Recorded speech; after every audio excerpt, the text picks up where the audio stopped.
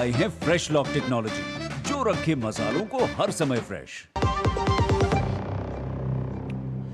और ब्रेक के बाद आपका फिर से स्वागत है। हम ब्रेक पर जाने से पहले चर्चा कर रहे थे जो आज फैसले लिए गए हैं कैबिनेट की तरफ से किसानों के लिए, किसानों के हित के लिए, उनके आर्थिक सशक्तिकरण के लिए। और इसी पर हमारा आज का विशेष भी है। हमारा आज का विशेष डिजिटल एग्रीकल्चर मिशन पर जोर। जी हां, हमारा विशेष डिजिटल एग्रीकल्चर मिशन पर जोर। और ये क्या है, किस तरह से मिशन काम करेगा, इस पर विस्तार से बातचीत करने के लिए दो बहुत ही खास मेहमान इस वक्त हमारे साथ जुड़ चुके हैं।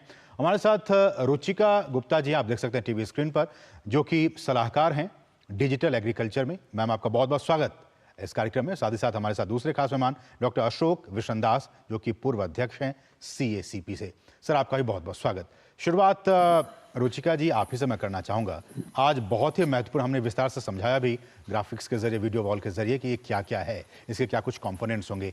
आप हमारे दर्शकों के लिए बहुत ही आसान शब्दों में अगर समझा सकें कि ये डिजिटल एग्रीकल्चर मिशन है क्या और कैसे इससे हमारे जो किसान भाई है वो लाभान्वित होंगे। धन्यवाद। जैसा कि आपने पहले ही देखा कि डिजिटल एग्रीकल्चर मिशन के अंतर्गत एक डिजिटल पब्लिक इंफ्रास्ट्रक्चर बनाया जाएगा और इस डिजिटल पब्लिक इंफ्रास्ट्रक्चर में किसानों को हम एक आईडी, जैसे आधार की आईडी होती है, उसी तरह से किसान की पहचान देंगे और उस किसान की पहचान से उसका सारा विवरण जुड़ा होगा। मतलब उसके पास जितनी जमीनें हैं वो सारी जुड़ जाएंगी और उस जमीन पर वो क्या क्या फसल बोता है वो भी उसके साथ हम जोड़ देंगे और उसका बाकी डेमोग्राफिक डिटेल भी उसके साथ जुड़ जाएगा। तो ये जो उसके साथ जो फसल बोनी को जोड़ना है, उसके लिए हर सीजन में एक डिजिटल क्रॉप सर्वे के माध्यम से वो फसल का ब्यौरा भी एकत्र किया जाएगा। तो जब किसानों का ये सारा डेटा एक साथ हो जाएगा और चूंकि आधार जैसी आईडी से संबंधित है तो इससे और भी चीजें जुड़ सकती हैं। मतलब उसके साथ पशुधन कितना है, उसके पास फिशरी से रिलेटेड क्या है, मत्स्य पालन, ये सारा कुछ जुड़ जाएगा, जिससे अब किसानों को अगर कोई सुविधा लेनी है, जैसे कि अगर उसको ऋण लेना है, कोई फसल ऋण लेना है, तो उसको बार बार बहुत सारे कागज नहीं देने पड़ेंगे। उसको एक बार केवल अपनी ये आईडी दे देगा तो बाकी डेटा पीछे से आ जाएगा और वो जो काम उसको करने में 15-20 दिन लग जाते थे वो चंद घंटों में हो जाएंगे। इसी प्रकार जैसे अगर उसको ये लेना है, MSP पे प्रोक्योरमेंट करना है सरकार को, उसके लिए भी सुविधा होगी। तो किसानों को किसी भी प्रकार की सुविधा लेने के लिए ये बड़ा ही महत्वपूर्ण कदम है और इसमें सभी डेटा लगभग एक जगह एकत्रित हो रहा है। किसान से संबंधित सारा डेटा एक जगह हो जाएगा और डिजिटली उससे कनेक्ट करके उसको ये सुविधाएं, अगर उसको कोई एडवाइजरी देनी है कि उसकी फसल में क्या करना चाहिए, क्या बोना चाहिए, ये सारी एडवाइजरी भी इसके माध्यम से दी जा सके। बहुत सारे इसके यूज हैं। ठीक, लेकिन रुचिका जी, ये सारा डेटा कहाँ पे स्टोर होगा और क्या इसका एक्सेस किस तरह से हमारे किसान भाई कर पाएंगे? ये जो डेटा है ये एक्चुअली जो राज्य सरकारें हैं, राज्य सरकारों के द्वारा ही किया जा रहा है। राज्य सरकारें ही करेंगी वो किसान का आईडी बनाने का काम भी। राज्य सरकारें ही जो है वो फसल का सर्वेक्षण भी करेंगी और ये सारा जुड़ करके एक यहाँ पर एक पूरा सिस्टम बन रहा है जिससे कि बड़ा सिक्योर डेटा रहेगा और जब उसकी किसानों की जो उनसे परमिशन लेकर के ही किसी को दिया जा सकता है। इस तरह का सिस्टम पूरा बन रहा है। रुचिका जी, क्या ये संभव है कि आने वाले दिनों में जो गांव में पंचायत लेवल पे जो कॉमन सर्विस सेंटर्स हैं वहां जाके किसान भाई अपनी पूरी फसल के बारे में, जमीन के बारे में, जो आप बता रहे हैं सारी चीजों सुविधाएं मिलेंगी उसके बारे में वो डिटेली वहां से जान सकते हैं? वहां से भी जान सकते हैं और किसानों को ये जो आईडी दी जाएगी वो अपने मोबाइल पर भी जान सकते हैं। उनको मोबाइल पर भी ये सारी सुविधाएं मिल जाएंगी कि वो कोई स्कीम का लाभ लेना चाहते हैं या उनको एडवाइजरी चाहिए, ये सारी सुविधाएं उनको मोबाइल पर भी मिल जाएंगी और कॉमन सर्विस सेंटर से भी दिया जाए और बहुत सारे माध्यमों से। हम तो बहुत तरह से प्रचार करेंगे तो कई सारे माध्यमों से ये सुविधाएं उनको मिल जाएंगी। ये सूचना। डॉक्टर अशोक, आपकी प्रतिक्रिया कि ये जो कदम है कि एग्रीकल्चर में भी अब तकनीक का इस्तेमाल बढ़ाया जाए, स्मार्ट एग्रीकल्चर की बात अब हम कर रहे हैं, स्मार्ट फार्मिंग की बात कर रहे हैं, इसमें हमारे जो किसान हैं हम जानते हैं कि बहुत ही मार्जिनलाइज्ड सेक्शन में वो आते हैं, उनकी जोत बहुत छोटी है। ऐसे में ये जो पहल और ये जो फैसले लिए गए हैं वो किस तरह से छोटे किसान, जो छोटी जोत के जो लोग हैं, किसान हैं, किस तरह से उन्हें फायदा पहुंचाएगा? ये जो टेक्नोलॉजी का यूज है, डिजिटल टेक्नोलॉजी का, वो किसी सेक्टर या जो जोत के आकार का मोहताज नहीं है। ये पूरा हमारे देश में पूरी सब किसानों के लिए, और उसकी कोई भी परिस्थिति हो सबको ये कवर करेगा। यही उसकी खासियत है जो डिजिटल ये प्रोग्राम चल रहा है। तो एग्रीकल्चर तो हमारा जो अगर अर्थव्यवस्था को देंगे वो तो आधारभूत है। इसको प्राइमरी सेक्टर कहते हैं, जो एग्रीकल्चर है, हमारा एनिमल हस्बेंड्री है और फिशरी है, ये तो सारा प्राइमरी सेक्टर है। और उसमें वो अभी तक पूरी तरह इसको इंटीग्रेट नहीं किया था अर्थव्यवस्था से। तो ये एक दूरगामी एक सरकार ने पहल की है, और जो ये बहुत ही जल्दी व्यापक हो जाएगा और सभी किसानों को लाभ होगा।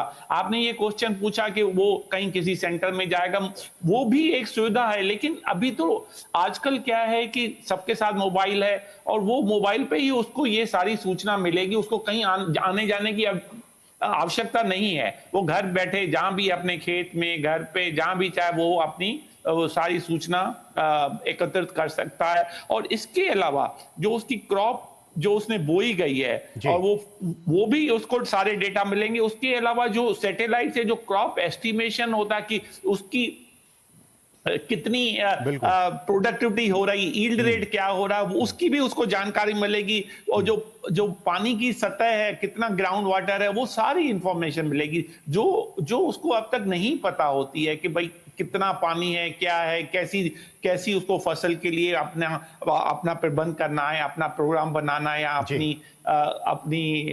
अपना प्लान बनाना है। हर कोई फार्मर चाहे कितना भी छोटा, थोड़ा मन में तो प्लान बनाता ही है कि मुझे अब ये फसल बोनी है, ये है। तो उसके लिए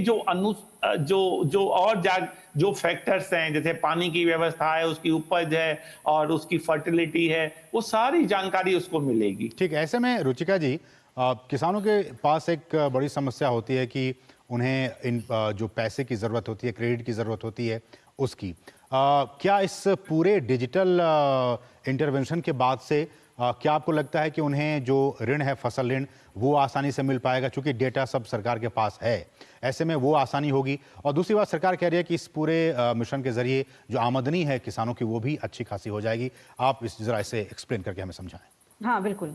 जैसे कि ये जब किसानों को ऋण लेना होता है, या जो भी फसल के लिए उसके बुआई के पहले ऋण लेना होता है, उसके लिए अभी जब वो बैंक जाता है तो उसको कई प्रकार के कागज देने पड़ते हैं। मतलब क्या है वो, कहाँ लैंड है, कितना लैंड है, और उस पर क्या फसल है, ये सारे देने होते हैं। और साथ में और भी बहुत सारे डॉक्यूमेंट्स देने होते हैं। क्योंकि अब ये सारा जितना डेटा है वो एक जगह जुड़ जा रहा है।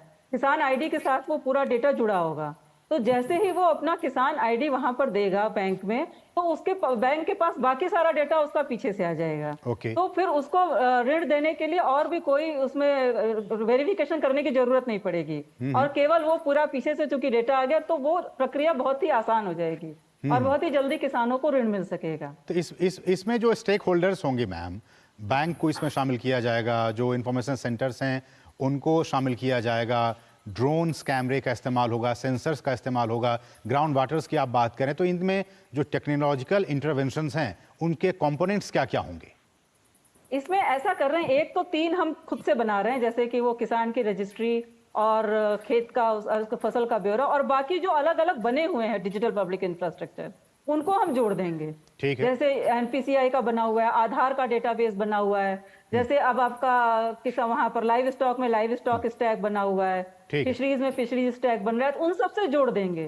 तो जोड़ने से वो सारा डेटा एक जगह, और सारी मिनिस्ट्रियां एक तरीके से, ये होल ऑफ गवर्नमेंट अप्रोच है। डॉक्टर अशोक, आखिरी सवाल की, इसमें लाइव स्टॉक्स की भी बात आ रही है, इसको लेकर अभी तक कोई साइंटिफिक तरीका नहीं इजाद किया गया था इन तमाम सर्वेस करने का, उनके स्वास्थ्य को लेकर, इन तमाम चीज़ों को लेकर इसमें एक पहल की गई, कैसे आप इसे देखते हैं?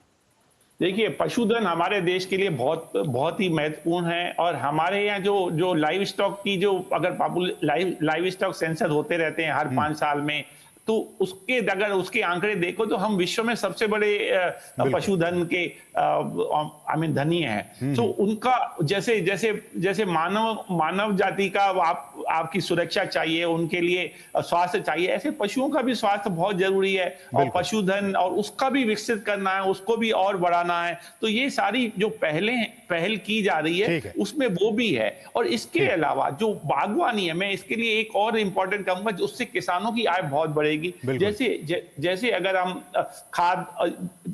धान और गेहूं की बात करें, धान, गेहूं और मक्का, ये जो 3 फसलें हैं, उसके लिए हमें लगभग 42% हमारी जमीन उसमें लगी हुई है, और उसमें अगर जीडीपी का अगर उसमें देखें कंट्रीब्यूशन तो सिर्फ 19% है, और बागवानी का है 12%, हमारी लैंड से 24% उसकी वो होती है। तो बागवानी का जो इम्पैक्ट है किसानों की आय में वो बहुत ज्यादा, उस पर काफी जोर दिया गया है क्योंकि वो हाई वैल्यू है। और वो जी डॉक्टर अशोक, मैं देख पा रहा हूं कि एक होलिस्टिक अप्रोच इस पूरे फैसले के तहत हमें नजर आ रही है कि तमाम चीजों को किस तरह से किसान हमारे सामर्थ्यवान बने, धनवान बने, मजबूत बने, और जो रीढ़ की हड्डी कहते हैं ना वो तो है ही, उसमें और भी कैसे उनका आर्थिक तौर पर मजबूत बन सके, सरकार ने इसका पूरा ध्यान रखा है। फिलहाल समय इतना ही है, कभी और इस विषय पर चर्चा करेंगे आप दोनों के साथ। फिलहाल बहुत बहुत शुक्रिया आप दोनों मेहमानों का इस कार्यक्रम में जुड़ने के लिए और अपनी बातों को हमारे साथ साझा करने के लिए बहुत बहुत शुक्रिया। बढ़ेंगे आगे, यहाँ रुकें एक और छोटे से ब्रेक के लिए। आप देखते रहिए डीडी न्यूज।